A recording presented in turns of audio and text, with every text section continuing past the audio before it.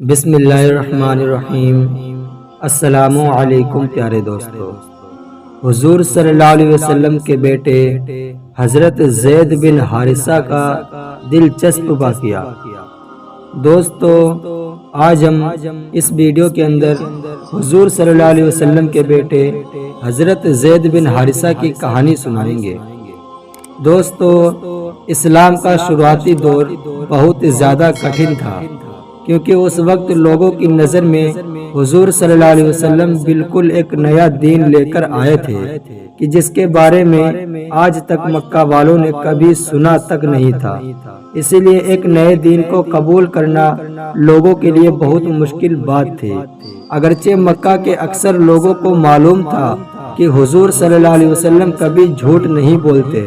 کبھی دھوکہ نہیں دیتے، تو آخر وہ اللہ و دین کے معاملے پر دھوکہ کیسے دے سکتے ہیں؟ اسی لیے حضور صلی اللہ علیہ وسلم کے سب سے چہیتے چچا حضرت ابو طالب فرمایا کرتے تھے کہ مجھے پورا یقین ہے کہ میرا بھتیجا جو بات کہتا ہے وہ بالکل سچ کہتا ہے، لیکن اگر میں اس کی بات مان کر اپنے باپ دادا کا دین چھوڑ دوں تو مکہ والے مجھے تانا دے کے کہیں گے کہ میں نے ایک نئے لڑکے کے نئے دین کی خاطر اپنے باپ دادا کے دین کو چھوڑ دیا۔ حضور صلی اللہ علیہ وسلم پر مردوں میں سب سے پہلے حضرت ابو بکر رضی اللہ تعالیٰ عنہ ایمان لائے، عورتوں میں حضرت خدیجہ رضی اللہ تعالیٰ عنہ ایمان لائی، اور بچوں میں حضرت علی سب سے پہلے آپ پر ایمان لائے، اور غلاموں میں حضرت زید بن حارثہ سب سے پہلے ایمان لائے۔ دوستو، آج کی ویڈیو میری حضرت زید بن حارثہ کے بارے میں ہے کہ آخر وہ کون تھے اور حضور صلی اللہ علیہ وسلم کے ساتھ گھر میں کیوں رہتے تھے۔ تو دوستو، حضرت زید بن حارثہ حضرت خدیجہ رضی اللہ تعالیٰ عنہا کے غلام تھے۔ حضور صلی اللہ علیہ وسلم سے نکاح سے پہلے ایک دن حضرت خدیجہ رضی اللہ تعالیٰ عنہا کے بھتیجے حضرت حکیم بن حجام رضی اللہ تعالیٰ عنہ شام ملک سے تجارت کر کے واپس لوٹے تو وہ اپنے ساتھ کچھ غلام و نوکر بھی لے کر آئے۔ انہوں نے اپنی پھوپھی حضرت خدیجہ رضی اللہ تعالیٰ عنہا کے سامنے ان سبھی غلاموں کو پیش کیا اور کہا کہ اے پھوپھی جان، آپ ان غلاموں میں سے جسے چاہیں اسے لے سکتی ہیں۔ تو حضرت خدیجہ نے جیسے ہی حضرت زید بن حارثہ کو دیکھا تو فوراً کہا کہ میں اس بچے کو اپنا غلام بناتی ہوں۔ اس وقت حضرت زید بن حارثہ کی عمر صرف 8 سال کی تھی۔ دوستو، حضرت زید بن حارثہ کی پیدائشی غلام نہیں تھے، بلکہ وہ ایک شریف گھرانے سے تعلق رکھتے تھے اور ان کے ماں باپ کافی مالدار تھے، تو آخر وہ غلام کیسے بن گئے؟ تو اس کے پیچھے ایک لمبی کہانی ہے۔ وہ کچھ اس طرح ہے کہ ایک بار اچانک حضرت زید بن حارثہ کے محلے پر ڈاکوؤں نے حملہ بول دیا اور ان کے علاقے سے سارا مال لوٹ کر لے گئے۔ انہی سامان میں ان ڈاکوؤں نے حضرت زید بن حارثہ کو بھی پکڑ لیا اور انہیں لے جا کر شام کے ایک بازار میں غلام کے طور پر بیچ دیا۔ حضرت حکیم بن حجام نے شام کے بازار سے حضرت زید بن حارثہ کو خریدا اور پھر اپنی پھوپھی حضرت خدیجہ رضی اللہ تعالیٰ عنہا کو جا کر ہدیہ کر دیا۔ جب حضرت خدیجہ نے حضور صلی اللہ علیہ وسلم سے شادی کی تو اگلے 3 دن آپ کی خدمت میں حضرت زید بن حارثہ کو پیش کیا اور فرمایا کہ اے اللہ کے رسول، یہ میرا غلام ہے، آپ اسے قبول فرما لیں۔ حضور صلی اللہ علیہ وسلم نے حضرت زید بن حارثہ کو آزاد کر کے اپنا بیٹا بنا لیا، کیونکہ آپ صلی اللہ علیہ وسلم کے گھر صرف 4 بیٹیاں ہی تھیں، کوئی لڑکا نہیں تھا، اور آپ صلی اللہ علیہ وسلم کو لڑکے کی بڑی خواہش تھی، اسی لیے حضرت زید بن حارثہ کو ہی اپنا بیٹا بنا لیا۔ دوسری طرف جس دن سے وہ ڈاکو حضرت زید بن حارثہ کو پکڑ کر لے گئے تھے، تب سے ان کے والد بہت زیادہ پریشان رہنے لگے اور اکثر روتے ہوئے جنگلوں میں اپنے بیٹے زید کو تلاش کیا کرتے تھے۔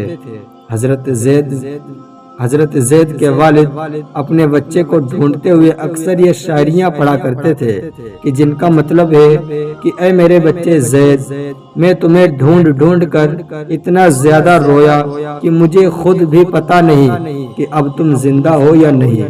لیکن اے میرے بچے، جب تک مجھے تمہاری حقیقی موت کی خبر نہیں ہو جاتی میں تمہیں اسی طرح تلاش کرتا رہوں گا۔ اے میرے بچے زید، جب بھی سورج نکلتا ہے تو مجھے تمہاری یاد ستاتی ہے، اور جب سورج ڈوبتا ہے تو گھر میں تمہارا کھیلنا یاد آتا ہے۔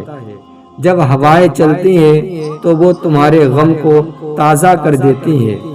اسی لیے میں اپنے اونٹ کی لگام پکڑ کر تجھے ساری زندگی ڈھونڈتا رہوں گا، یا تو پھر میری موت آ جائے تو میں تجھ سے بالکل مایوس ہو جاؤں۔ دوستو، یہ حضرت زید بن حارثہ کے والد کے درد بھرے اشعار ہیں کہ جن کو وہ اپنے لڑکے زید کو ڈھونڈتے ہوئے اکثر پڑھا کرتے تھے۔ جس وقت حضرت زید اپنے گھر والوں سے جدا ہوئے تو اس وقت ان کی عمر صرف 8 سال کی تھی، اور جب آپ صلی اللہ علیہ وسلم نے اپنے نبی ہونے کا اعلان فرمایا تو اس وقت حضرت زید کی عمر 30 سال کی ہو چکی تھی۔ حضور صلی اللہ علیہ وسلم کے نبی بننے کے بعد کسی نے حضرت زید بن حارثہ کے والد کو جا کر بتا دیا کہ تمہارا لڑکا زید مکہ میں ایک شریف آدمی کا غلام بن کر رہ رہا ہے۔ تو یہ سنتے ہی ان کے والد کی خوشی کا ٹھکانہ نہ رہا، اور جلدی سے اپنے بھائی کو لے کر مکہ شہر روانہ ہو گئے، اور ڈھونڈتے ہوئے وہ دونوں حضور صلی اللہ علیہ وسلم کی خدمت میں پہنچے اور اپنے بچے زید سے ملے۔ حضرت زید کے والد نے جیسے ہی اپنے بچے کو 24 سال بعد دیکھا تو ان سے لپٹ گئے اور بہت دیر تک روتے رہے۔ پھر کہنے لگے کہ اے میرے بچے، چلو اب جلدی سے گھر چلو، تمہاری امی تمہیں بہت یاد کرتی ہیں۔ لیکن حضرت زید نے گھر جانے سے صاف انکار کر دیا اور کہنے لگے کہ میں اللہ کے رسول کو چھوڑ کر کہیں بھی نہیں جاؤں گا۔ تو یہ سن کر حضرت زید کے والد غصہ ہونے لگے اور کہا کہ اے زید، کیا تو پاگل ہو گیا ہے؟ تو آزادی کے مقابلے غلامی کو ترجیح دیتا ہے؟ یہ کہاں کی عقل مندی ہے؟ اسی لیے بچے، چلو جلدی سے تیار ہو جاؤ، ہم تمہیں لینے آئے ہیں۔ اور پھر حضرت زید کے والد و چچا حضور صلی اللہ علیہ وسلم سے کہنے لگے کہ اے نیک انسان، ہم آپ سے خیر و خواہی کی امید رکھتے ہیں۔ یہ زید ہمارا بچہ ہے، ہم پچھلے 24 سالوں سے اپنے اس لڑکے کو تلاش کر رہے ہیں، اسی لیے اب میں آپ سے درخواست کرتا ہوں کہ آپ کو میرے اس بچے کے بدلے جو بھی قیمت چاہیے وہ میں دینے کے لیے تیار ہوں، بس آپ میرے بچے کو آزاد کر دیں۔ تو حضور صلی اللہ علیہ وسلم نے فرمایا کہ مجھے اس کے بدلے کوئی قیمت نہیں چاہیے، بلکہ تم زید ہی سے معلوم کر لو، اگر وہ جانا چاہیں تو مجھے کوئی اعتراض نہیں، اور اگر وہ جانے سے انکار کرے تو میں زبردستی نہیں کرنے دوں گا۔ حضور صلی اللہ علیہ وسلم کا ایسا خوبصورت جواب سن کر والد اور چچا بہت خوش ہوئے اور جلدی سے اپنے بیٹے حضرت زید سے ضد کرنے لگے کہ اے میرے بچے، چلو جلدی سے گھر چلو، کیونکہ تمہاری امی تمہارے لیے بہت زیادہ پریشان ہو چکی ہے۔ لیکن حضرت زید نے صاف انکار کر دیا اور کہا کہ میں اللہ کے رسول کے مقابلے دنیا کے کسی بھی انسان کو ترجیح نہیں دے سکتا۔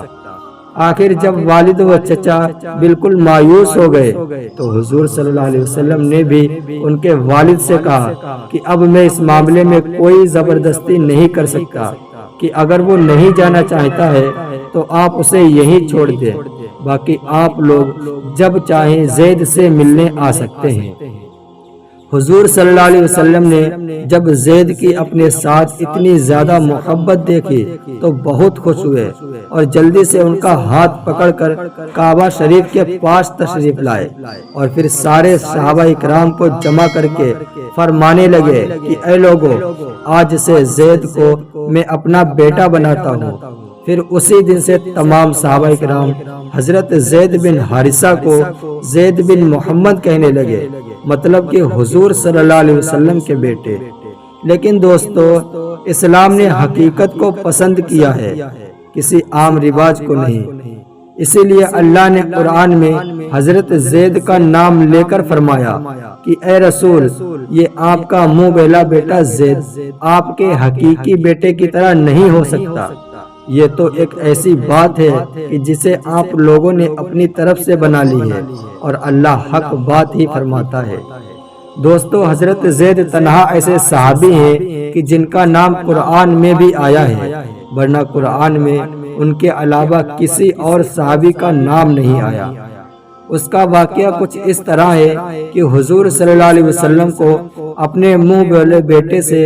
حضرت زید سے بہت زیادہ محبت تھی، اور وہ حضور صلی اللہ علیہ وسلم کے گھر میں ایک فرد کی طرح رہتے تھے۔ کچھ وقت گزرنے کے بعد حضور صلی اللہ علیہ وسلم نے چاہا زید کی شادی اپنی پھوپھی کی لڑکی حضرت زینب بنت جہش سے کرتے، اسی لیے آپ صلی اللہ علیہ وسلم نے ان کے بھائی حضرت عبداللہ بن جہش سے کہا کہ میں زید کی شادی تمہاری بہن زینب سے کرنا چاہتا ہوں، کیا تم اس پر راضی ہو؟ تو حضرت عبداللہ نے صاف انکار کر دیا اور کہا کہ اے اللہ کے رسول، زید ایک غلام لڑکا ہے اور میں اپنی بہن کی شادی کسی غلام سے کرنا پسند نہیں کرتا۔